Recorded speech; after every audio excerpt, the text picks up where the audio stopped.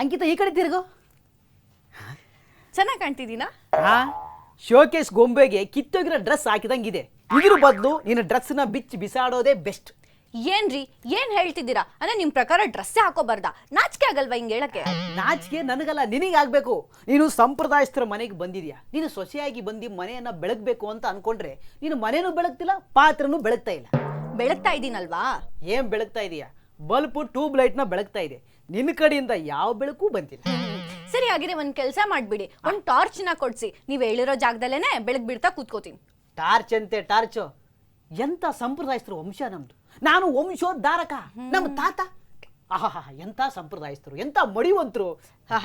ಸಂಪ್ರದಾಯಸ್ಥರು ಮಡಿವಂತರು ಅಂದ್ರೆ ಬಟ್ಟೆನೆ ಹಾಕೋತಿರ್ಲಿಲ್ವಾ? ಅಯ್ಯೋ ಕೇಳಿಲಿ, ನಮ್ಮ ತಾತ ವೈಟ್ ಶರ್ಟ್ ಹಾಕೊಂಡು, ಕಲರ್ ಕೋಟ್ ಹಾಕೊಂಡು, ಕರ್ರನ್ ಕ್ಯಾಪ್ ಹಾಕೊಂಡು ರಸ್ತೆಲಿ ಗರ್ಗರಿ ಪಂಚ್ ಹಾಕೊಂಡು ನಡೀತಾ ಇದ್ರೆ ಜನಗಳೆಲ್ಲ ನಮಸ್ಕಾರ ಮಾಡ್ತಾ ಇದ್ರು. ಅವ್ರ ಸವಾಸನೆ ಬೇಡ ಅಂತ ಅನ್ಸುತ್ತೆ. ಅಷ್ಟೇ ಅಲ್ಲ, ನಮ್ಮಪ್ಪ ಅವರು ಸಂಪ್ರದಾಯಸ್ಥರು. ಇನ್ನು ನಮ್ಮಮ್ಮ ಸಾಕು ಸಾಕು ಸಾಕು, ಗೊತ್ತಿದೆ. ತಲೆಗೆಲ್ಲ ಹರಳೆಣ್ಣೆ ಹಾಕೊಂಡು ಬಾಚ್ಕೋತಿದ್ರು ಅಂತಾನು 1000 ಸತಿ ಹೇಳಿದಿರ. ಹೌದು ಅಂಕಿತಾ. ಸರಿ, ಕಿವಿಗೆ ದಾಸವಾಳ ಹೂನು ಮುಡ್ಕೋತಿದ್ರು. ಕಿವಿಗಲ್ಲ, ತಲೆಗೆ. ಅಯ್ಯೋ, ತಲೆ ಪಕ್ಕದಲ್ಲಿರೋದೆ ಕಿವಿ ಅಚ್ಚು. ಅಚ್ಚು ಅಚ್ಚು ಅಚ್ಚು ಅಲ್ಲ, ನನ್ನ ಹೆಸರು ಅಚ್ಚುತ. ಅಂದ್ರೆ ಅದು ಒಂದು ದೇವರ ಹೆಸರು.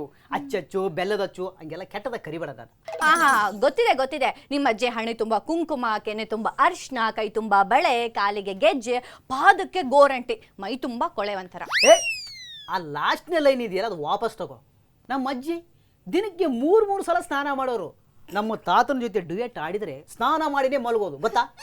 ಯಾಕಂತ ಗತಿ ಬಂದಿತ್ತು ಅವರಿಗೆ? ಗತಿ ಅಲ್ಲ, ನಮ್ಮೊಂದು ಸಂಪ್ರದಾಯ ಕಣೆ, ನಮ್ಮ ವಂಶದ ಸಂಪ್ರದಾಯ ಕಣೆ. ಅದನ್ನ ಅವರು ಆಚರಿಸ್ತಾರೆ. ನೀನು ಈ ಮನೆಗೆ ಸೊಸೆಯಾಗಿ ಬಂದ ಮೇಲೆ ನೀನು ಹೆಂಗಿರ್ಬೇಕು?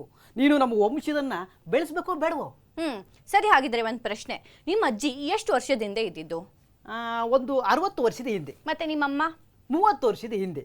ಮತ್ತೆ ನೀನು ಈಗ ಟ್ರೆಂಡಿಂಗ್ ಸೂಪರ್ ಸ್ಟಾರ್. ಅದಕ್ಕೆ ಹೀಗಿದ್ದೀನಪ್ಪ ನೋಡು. ಆದ್ರೂ ನೀನು ಲೇಟೆಸ್ಟ್ ಆಗಿ ಇರಬಾರ್ದು. ನೀನು ಸಂಪ್ರದಾಯನ ಉಳಿಸ್ಬೇಕು. ಇನ್ನೊಂದು ಪ್ರಶ್ನೆ, ಹಾಗಿದ್ರೆ ನಿಮ್ಮ ಅಜ್ಜಿ ಕಾಲದಲ್ಲಿ ಟಿವಿ ಇತ್ತಾ? ಅವಾಗ ಎಲ್ಲಿತ್ತು? ನಿಮ್ಮಮ್ಮನ ಕಾಲದಲ್ಲಿ ಮೊಬೈಲ್ ಇತ್ತಾ? ಅಯ್ಯೋ, ಈ ಅನಿಷ್ಟಗಳೆಲ್ಲ ನಮ್ಮ ಕಾಲಕ್ಕೆ ಬಂದಿರೋದು. ಅದಕ್ಕೆ ಹೇಳೋದು, ಕಾಲಕ್ಕೆ ತಕ್ಕಂತೆ ನಾವು ಬದಲಾಗಬೇಕು, ಕಾಲಕ್ಕೆ ತಕ್ಕನಾಗೂ ಡ್ರೆಸ್ ಮಾಡ್ಕೋಬೇಕು.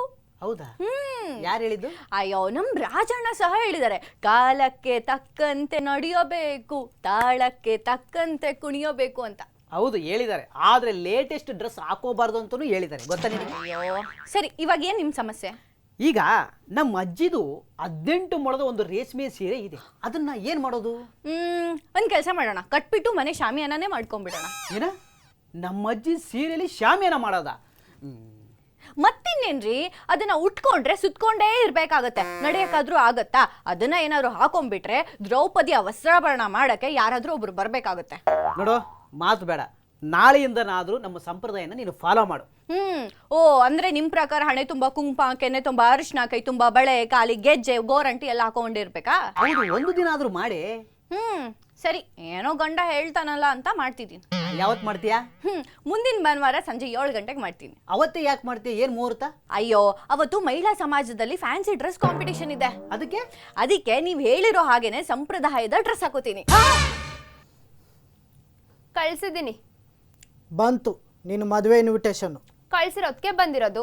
ಅಲ್ಲ ಬಿಂದು, ನೀನು ನನ್ನನ್ನು ಬಿಟ್ಟು ನನ್ನ ಫ್ರೆಂಡ್ ಜೊತೆ ಮದುವೆ ಆಗ್ತಿದೀಯಾ? ಹೌದು, ಫಿಕ್ಸ್ ಆಗಿದೆ, ನಿಶ್ಚಿತಾರ್ಥನೂ ಆಯ್ತು. ಅದಕ್ಕೆ ಮದುವೆ ಇನ್ವಿಟೇಷನ್ ಕಾರ್ಡ್ನ ಕಳ್ಸಿರೋದು. ನೀನು ನನ್ನ ಲವರ್ ಕಣೆ.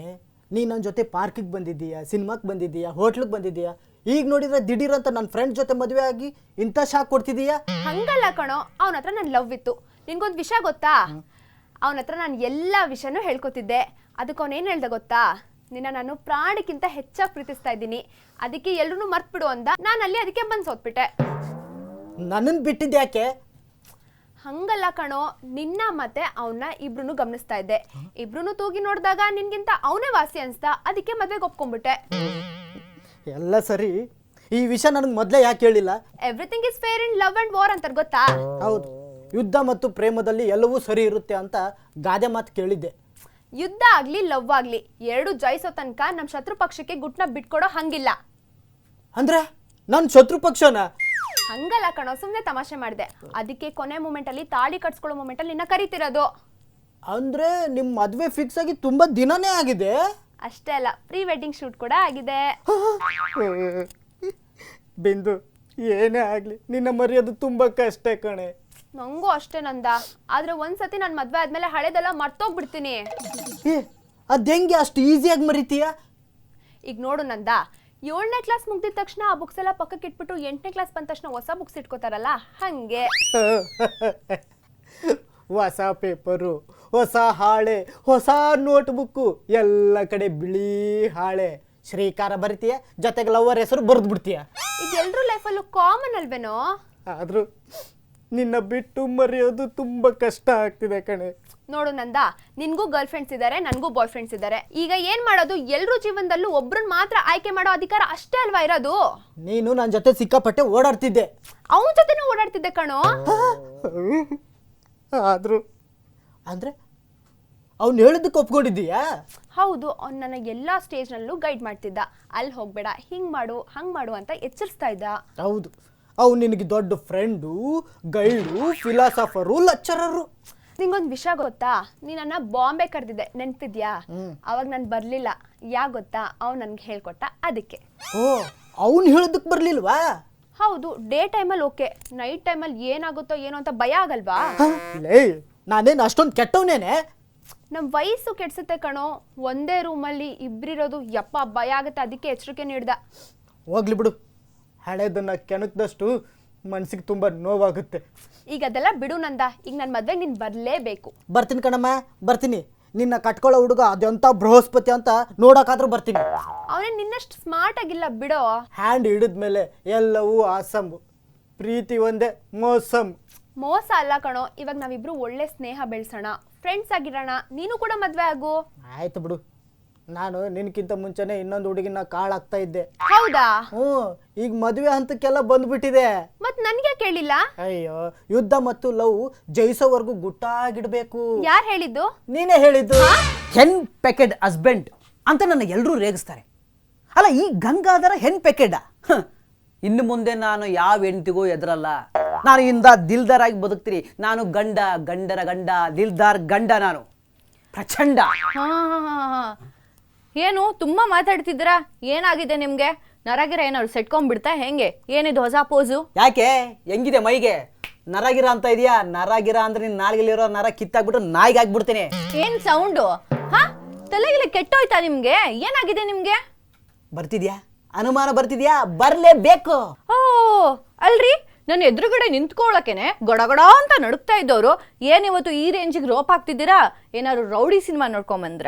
ಹೌದು ಕಣೆ, ಇವತ್ತಿಂದ ನಾನು ರೌಡಿ ಆಗ್ತಿದ್ದೀನಿ. ಗಂಡರ ಗಂಡ, ಹಸ್ಬೆಂಡ್ ಪ್ರಚಂಡ. ಬೆಂಡತ್ ಬಿಡ್ತೀನಿ. ನೀನು ಬೆಂಡ್ ಮಾಡಕ್ ಬಂದ್ರೆ ಮೆಂಡ್ ಮಾಡಿ ಮೆಣಸಿನ್ಕಾಯಿನ ತುಂಬಿಡ್ತೀನಿ. ಎಲ್ಲಿ ತುಂಬ್ತಿರೋ? ಎಲ್ಲಿ ಜಾಗ ಇರುತ್ತೋ ಅಲ್ಲಿ ತುಂಬ್ತೀರಿ. ಏನಾದ್ರು ದೆವ್ವಗಿವ ಮೆಟ್ಕೊಳ್ತಾ ಹೇಗೆ ನಿಮ್ಗೆ? ಹೋಯ್ತು ಕಣೆ, ಆ ಸರ್ಕಾರ ಹೋಯ್ತು, ಈಗ ಹೊಸ ಸರ್ಕಾರ ಬಂದಿದೆ. ಏನ್ರಿ ಹಾಗಂದ್ರೆ? ನೋಡು, ನಾನು ಹೆಣ್ ಪ್ಯಾಕೆಟ್ ಹಸ್ಬೆಂಡ ಇಲ್ಲ, ನಾನು ಹೆಂಡತಿ ಗುಲಾಮನ ಅಲ್ಲ. ನಾನು ಇನ್ನು ಮುಂದೆ ಗಂಡರ ಗಂಡ. ಏನಕ್ಕೆ ಈ ತರ ಬದಲಾಗ್ತಿದ್ದೀರಾ? ನೋಡು, ನಾನು ಎಲ್ಲಿ ಹೋದ್ರೂ ನನ್ನ ರೇಗಿಸ್ತಾನೆ ಇರ್ತಾರೆ. ಫ್ರೆಂಡ್ ಮನೆಗೆ ಹೋದ್ರು ನನ್ನ ರೇಗಿಸ್ತಾರೆ. ಅತ್ತೆ ಮನೆ ಕಡೆ, ನಿಮ್ಮ ತಾಯಿ ಮನೆ ಕಡೆ ಹೋದ್ರು ನನ್ನ ರೇಗಿಸ್ತಾರೆ, ಹೆಂಡತಿ ಗುಲಾಮ ಅಂತ. ಅದ್ರಲ್ಲಿ ಏನ್ ತಪ್ಪಿದೆ? ಹೌದು, ಹೆಂಡತಿಗೆ ಸಹಾಯ ಮಾಡ್ಬೇಕು. ಅಂದ್ರೆ ಎಲ್ಲಾ ಮನೇಲೂ ಸಹಾಯ ಮಾಡೋ ಗಂಡ ಇದಾನ? ಹೌದು, ಇವಾಗ ನೋಡಿ, ಫಾರಿನ್ಗೆ ಗಂಡ ಹೆಂಡತಿ ಹೋದ್ರೆ ಇಬ್ಬರು ಸೇರಿ ಕೆಲಸ ಮಾಡ್ತಾರೆ ಮನೆದು. ಫಾರಿನಲ್ಲಿ ಗಂಡನು ಮಗನು ಇರ್ತಾನೆ. ಅದಕ್ಕೆ ಹೇಳೋದು, ಹೆಂಡತಿ ಹೆತ್ಕೊಟ್ರೆ ಗಂಡ ಎತ್ಕೊಂಡ್ಬಿಡದಾ? ನೋಡು, ಅವೆಲ್ಲ ಬೇಡ ಕಣೆ. ಇನ್ನು ಮುಂದೆ ನಾನು ಯಾವ ಮನೆ ಕೆಲಸನೂ ಮಾಡಲ್ಲ.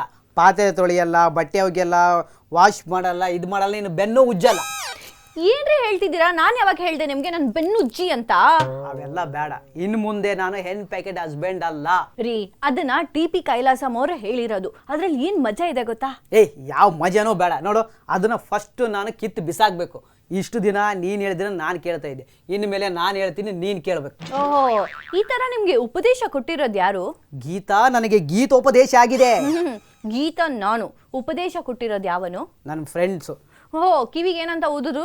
ನೋಡು ಗಂಗು, ನೀನು ಗಂಡಸೋ ಹೆಂಗಸೋ ಅದನ್ನು ಚೆಕ್ ಮಾಡ್ಕೊಂಬಂದು ನನಗೆ ಹೇಳು ಅಂತಂದ್ರು. ನಾನು ಯಾಕೆ ಅಂದ, ಲೇ ಮನೇಲಿ ಹೆಂಗಸರು ಮಾಡೋ ಕೆಲಸದಲ್ಲಿ ನೀನು ಮಾಡ್ತಾ ಇದೆಯಲ್ಲ, ನೀನು ಗಂಡಸು, ನಿನ್ನ ಗಂಡಸ್ತನ ತೋರಿಸು ಅಂತಂದ್ರು. ನೋಡಿ, ಹೆಂಡತಿ ಮಾತು ಕೇಳಿದ್ರೆ ಗಂಡಂಗೆ ಒಳ್ಳೇದಾಗತ್ತೆ. ಅದ್ರಲ್ಲಿ ನೀವೇ 6 ತಿಂಗಳು ನನ್ನ ಮಾತು ಕೇಳಿದ್ದೀರಾ, ಇವಾಗ ಏನಕ್ಕೆ ರಾಂಗ್ ಆಡ್ತಾ ಇರೋದು? ಹೌದು, ಹೊಸದ್ರಲ್ಲಿ ಹೊಸ ಮದುವೆ ಆಗಿತ್ತು, ನೀನು ಬೇರೆ ಭದ್ರಕಾಳಿ ಥರ ಗರಗರ ಅಂತ ಹಿಂಗೆ ನೋಡ್ತಾ ಇದ್ದೆ. ನಾನು ಹೆಂಡತಿಗೆ ಎದುರ್ಬೇಕೇನೋ ಅಂತ ನಾನು ಎದುರ್ಕೊಂಡಿದ್ದೆ.